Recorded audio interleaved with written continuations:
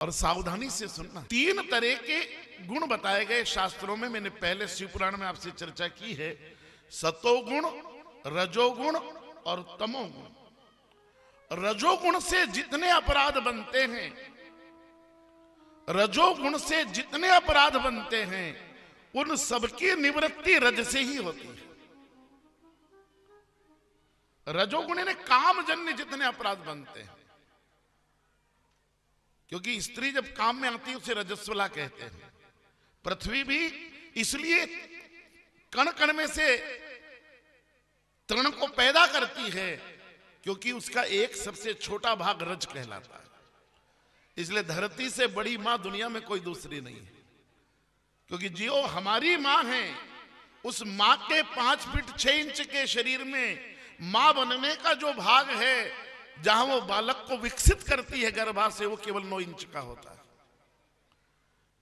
वहां ही केवल मां है, वो बाकी जगह मां नहीं है। लेकिन धरती तो पूरी मां है, चट्टानों पर भी घास पैदा कर देती है वो तो। इसलिए दुनिया की सबसे बड़ी मां कौन है? धरती मां। श्रद्धा से बोलिए धरती मां की जय। वही सबको मातृत्व प्रदान करती है। और आजकल मातृत्व इसलिए नहीं मिल रहा है कई बहनों को कि धरती से रिश्ते खत्म कर लिए। 24 घंटे मौजे, चप्पल, रसोई में भी चप्पल। कई लोग तो ऐसे हैं बड़े घर के, जिनके कभी चरण धरती पे गए ही नहीं। यार 3 महीने का बच्चा हुआ नहीं कि उसको मोजा फंसाया।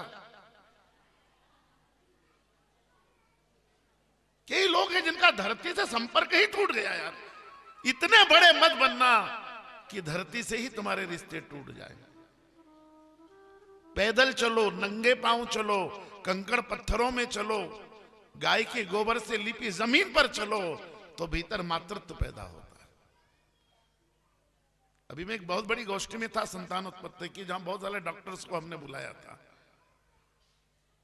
उन्होंने स्पष्ट रूप से ये सब बातें कही है कि जिनके कारण वो हार्मोन्स बनते हैं, माता और पिता बनने के, वो हार्मोन्स बनने के सारे कारणों को हमने नष्ट कर दिया। इसलिए फिर कृत्रिम गर्भाधारण की सारी व्यवस्थाएं हो रही है, मेडिकल साइंस का धंधा चल रहा है।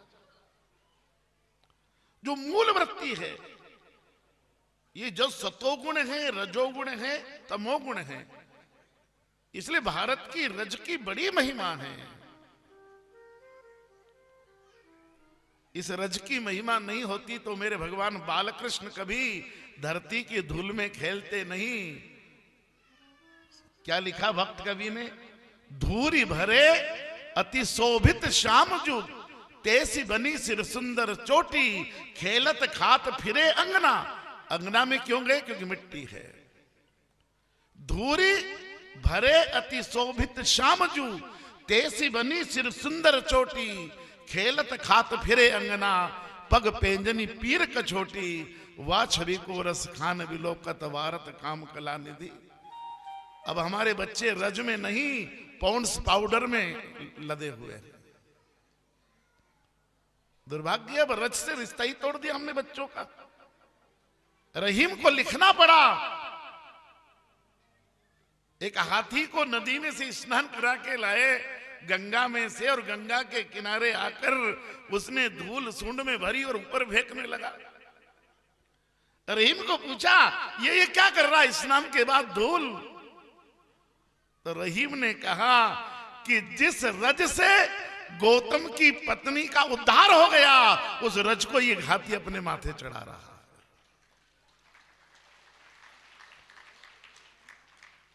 इसलिए ब्रज के रज को माथे से लगाना। श्री गुरु चरण सरोज पर सब जगह टाइल्स, पत्थर, कालीन। मकान बनाएंगे तब 10 इंजीनियर से संपर्क करेंगे। खिड़की चाहिए 10 बाई 10 की। मैं पूछता हूं क्यों चाहिए?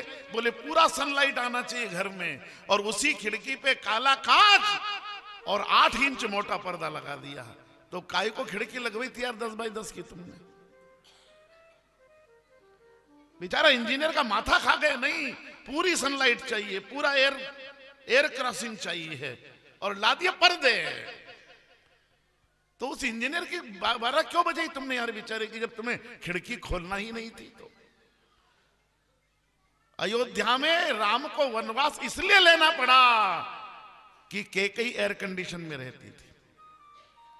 सारे अयोध्या को मालूम पड़ गया कि राम राजा बन रहे हैं और ये कैकेयी को नहीं मालूम, क्योंकि खिड़की के कांच बंद थे। कौन बताए कि कैकेयी को जाकर कौन उसका दरवाजा खटखटाए। प्रार्थना है प्रकृति से रिश्ते रखो, जल से रिश्ता रखो, सूरज की धूप से रिश्ता रखो, भारत की मिट्टी से अपना रिश्ता रखो। इसलिए चरण रज चाहती कृपा करहूं, श्री गुरु चरण सरोज रज। अब गुरुदेव के चरण में रज नहीं लगी, इतने बड़े महापुरुष वही हवाईयान से नीचे नहीं उतरे, तो मैं ढूंढता हूं कि अब तुम्हारी चरण रज लाए कहां से यार। अब कई गुरु महाराज के चरणों में रज नहीं लग रही है, तो उनकी चरण रज कहां से लाएंगे।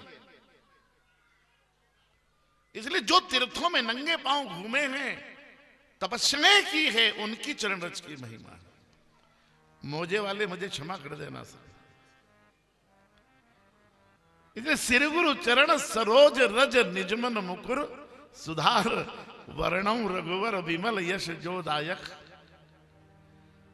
कहा मुझे इन चरणों की रज चाहिए जिन चरणों की रज से गंगा निकली है। लक्ष्मण जी ने एकदम राम जी का चरण उठा दिया ऊपर। राम जी ने कहा हम गिर जाएंगे। बोले गिर जाओ तो गिर जाओ, हमारा कंधा पकड़ो। और लक्ष्मण जी ऐसे हाथ लगाने लगे। राम जी ने कहा क्या करता है। बोले मैया कह रही ने कि गंगा निकली तो मैं देख रहा हूं, गीला गीला तो कुछ है ही नहीं। तब तक विश्वामित्र ने कहा कि ए पवन देवता, मैं लक्ष्मण को जिस काम के लिए मांग कर लाया हूं उसने कर दिया है, उसने तो चरण उठा दिया। अब आप हवा का एक झोंका ले जाओ। तो यहां से चरण रज ले जाकर हवा का एक झोंका आया और राम जी की चरण रज ले गया और उस पत्थर पर रख दी, क्योंकि राम जी तो चरण लगा नहीं सकते थे। जैसे ही वो चरण रज भगवान की गई, उसमें से अहिल्या जी प्रकट हो गई। बोली राघवेंद्र सरकार की जय। पर सद पद पावन शोक नशावन, प्रकट भई तब कुंज सही। देखत रघुनायक जन सुखदायक, सुनो कोई कर जोर रे। अति प्रेम अधीरा पुलक शरीरा, मुख नहीं आवई बचन कही। अतिशय बड़े भागे चरण लागे, जुगल नयन जलधार बले। जुगल नयन जलधार बले, जुगल नयन जलधार बले। श्री राम जय राम जय जय रामा, श्री राम जय राम जय जय रामा। श्री राम जय राम जय जय रामा, श्री राम जय राम जय जय रामा। श्री राम जय राम जय जय। पर सद पद पावन शोभन सावन, तब कुंज सही। देखत रघुनायक सन सुखदायक, सर्व कोई कर जोर रे। अति प्रेम अधीरा पुलक शरीरा, मुख नहीं आवई बचन कहे। अतिशय बड़े भागे चरण लागे, जुगल नयन जलधार बले। जुगल नयन जलधार बले। रामचंद्र भगवान की। आइए अहिल्या जी का उद्धार करके भगवान अब जनकपुर पहुंचे हैं। जनक जी ने स्वागत किया है भगवान का, और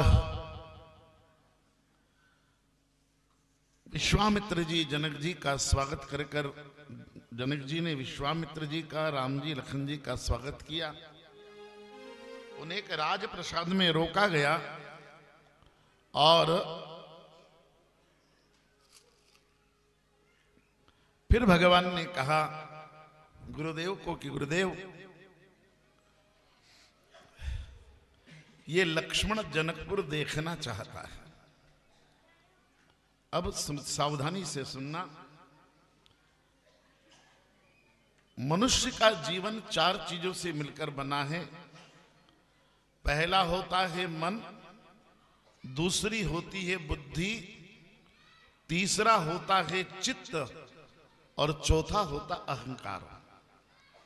इसी को शास्त्रों ने अंतःकरण चतुष्टय कहा है।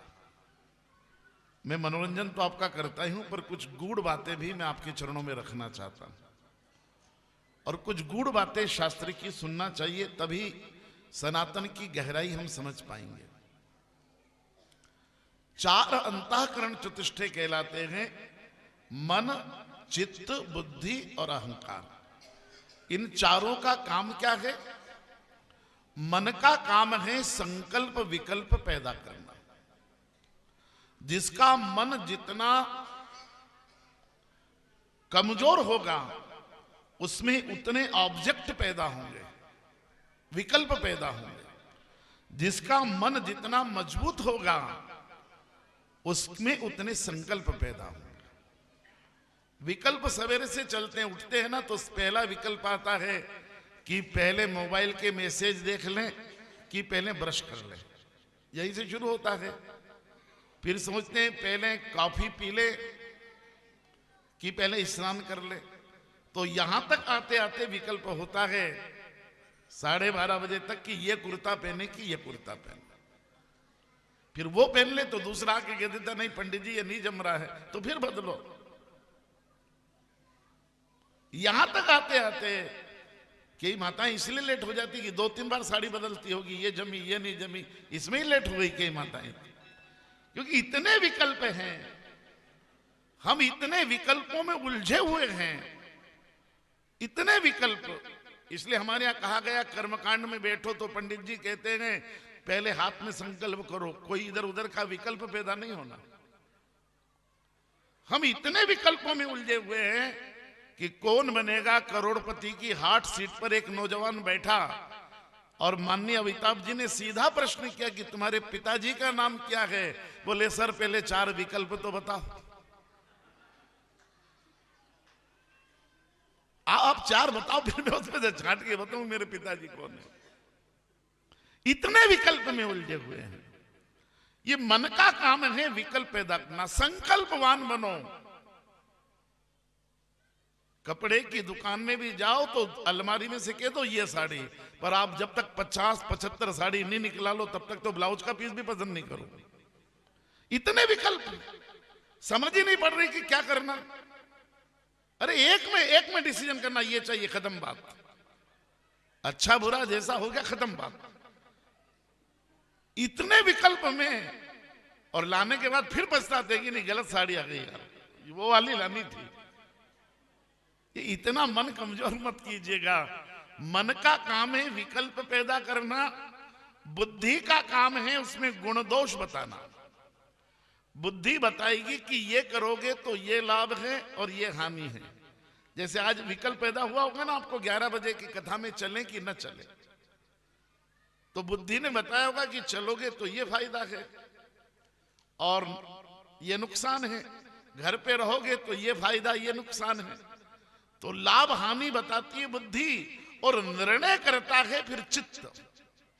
जिसका चित्त जितना अच्छा होता है वो जीवन में उतने अच्छे निर्णय करता है, और जिसके चित्त जितने कमजोर होते हैं उसका निर्णय उतना।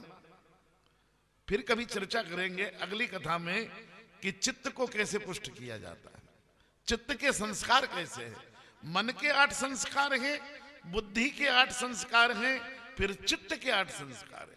फिर चित्त ने निर्णय कर दिया कि राम राजा बनेंगे कि भरत राजा बनेगा, क्या होगा इसका निर्णय अयोध्या में नहीं हुआ, जनकपुर में नहीं हुआ, निर्णय कहां हुआ?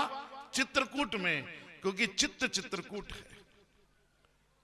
जिसका चित्त जितना अच्छा होगा वो जीवन में उतने अच्छे फैसले लेगा, और जिसका चित्त जितना कमजोर होगा वो जिंदगी में उतने ही गलत फैसले लेगा, और फिर पछताता है कि मेरे से गलत डिसीजन हो गया, ये नहीं करना था। चित्त को चुस्त करना, और वो चित्त कैसे चुस्त होगा, अगर समय मिला तो मैं 2 दिन की कथा में आपको निवेदन करूंगा। और अहंकार उसका क्रियान्वयन करता है। तो मन है अयोध्या, जनकपुर है बुद्धि, चित्रकूट है चित्त, और लंका है अहंकार। ये 4 ही भगवान के केंद्र है, मन चित्त बुद्धि और अहंकार। तो अब मन की नगरी से हम बुद्धि की नगरी में आए, क्योंकि जनक जी बुद्धिमान हैं, परम ज्ञानी है, इसलिए जनकपुर बहुत बुद्धि की नगरी है। इसलिए आइए जनकपुर में अब भगवान प्रवेश कर रहे हैं। प्रवेश कर गए और भगवान राम ने गुरुदेव विश्वामित्र को कहा, बोले गुरुदेव ये लखन जनकपुर देखना चाहता है। मानस में गोस्वामी जी गाते हैं उसको, नाथ लखनपुर देखन चाहिए। गुरुदेव ये लक्ष्मण जनकपुर देखना चाहता है। गुरुदेव ने कहा कि राम, गुरु के सामने चालाकियां अच्छी नहीं होती है। राम जी ने कहा गुरुदेव कैसी चालाकी? बोले दूसरों के कंधे पे बंदूक रख के नहीं चलाना चाहिए, बहुत सावधान रहना। कई लोग बड़े होशियार होते हैं दूसरों के कंधों पर। गुरुदेव ने कहा राम, दूसरों के कंधों पे रख के बंदूक मत चलाओ। बोले क्यों? बोले जनकपुर देखना तुमको है और नाम लखन का ले रहे हो। राम जी ने क्या कहा? नाथ लखनपुर। बोले गुरुजी हमको नहीं देखना, हमको नहीं देखना, वो तो लक्ष्मण को ही देखना है, हमको नहीं देखना। तो बोले फिर तुम क्यों कह रहे हो? तुमने वकालत के पैसे लिए क्या उससे कुछ? अरे उसे देखना तो वो कहेगा ना, तुम क्यों कह रहे हो? लखन को देखना तो लखन कहेगा, तुम क्यों कह रहे हो? तो भगवान राम कारण बताते कि नहीं नहीं प्रभु, मैं थोड़ी कह रहा था, पर नाथ लखनपुर देखन चाही प्रभु सकोच डर प्रकट न करही। बोलिए संकोच के कारण कह नहीं पा रहा। विश्वामित्र जी इतनी जोर से हंसे। बोले राम संकोच और लक्ष्मण कभी नहीं। बोलो लक्ष्मण जी कभी संकोच करे? बोले संकोच तो राम तुम कर सकते हो, ये लखन तो संकोच करता नहीं है। और तुम उसका नाम ले रहे हो कि संकोच के कारण नहीं कह रहा है। बोले नहीं नहीं सच में गुरुजी वही देखना चाहते। बोले वही देखना चाहता है ना, तो बोले एक काम करते हैं कि तुम मत जाओ, मैं जनक जी को कहता हूं एक हाथी भेज देंगे, एक महावत भेज देंगे, एक व्यक्ति भेज देंगे, वो लखन को हाथी पे बिठा के जनकपुर दिखा लाएगा, अपन यही रहो। बोले नहीं नहीं गुरुजी मैं दिखा लाता हूं ना, जनक जी को क्यों परेशान करो, मैं दिखा लाता हूं। गुरुजी ने कहा पागल समझते हो हमको? अरे दिखा के तो वो ला सकता है जिसने पहले देखा हो। तुमने पहले जनकपुर देखी है क्या? अरे कौन सा मंदिर किस दिशा में कितनी बजे खुलता है, टिकट के पैसे कितने लगते हैं, कहां जाना पड़ता, कैसे तुम कैसे दिखा के लाओगे? तुमने देखा? बोले गुरु देखा तो नहीं। तो फिर बोले नहीं गुरुजी पूछते पूछते तो लोग गंगा जी चले जाते हैं, तो हम पूछते पूछते दिखा लाएंगे, जनक जी को क्यों तकलीफ देते? विश्वामित्र जी ने कहा राम मामला कुछ गड़बड़ लग रहा, अब ये बताओ तुम कि आखिर इतनी जिद क्यों कर रहे हो तुम जाने की? लक्ष्मण को अकेला क्यों नहीं जाने देते? और वचनानगर राम जी ने जो उत्तर दिया है, तो विश्वामित्र जी का माथा राम जी के चरणों में झुक गया। वचनानगर राम जी कहते कि नहीं प्रभु मैं नहीं देखना चाहता, पर लखन के साथ में जाना चाहता हूं। बोले क्यों? बोले नगर दिखाए तुरंत ले आऊं। महाराज ये बुद्धि का नगर है, पता नहीं कि तर्क वितर्क में मेरा लखन उलझ जाएगा। मैं साथ जाऊंगा ना तो जल्दी से दिखा के ले आऊंगा। भगवान के बना जीव संसार में जाए ना तो पता नहीं कहां उलझ जाता है, और भगवान साथ में रहे तो जीव कभी उलझता। इसलिए भगवान को सदैव अपने साथ रखना, या तो माला के रूप में साथ रखना, या तो यज्ञोपवीत के रूप में साथ रखना, या तो तिलक के रूप में साथ रखना, या तो हृदय में उसका नाम के साथ रखना, नहीं तो मूर्ति के साथ।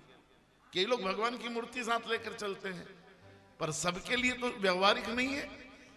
तो भगवान का स्मरण साथ में लेकर चलो, पर बिना भगवान के कहीं भी गए तो उलझ जाओगे। जहां जाओ अपने भगवान को साथ लेकर जाओ, तो कहीं से भी सुलझा कर ले आएंगे आप।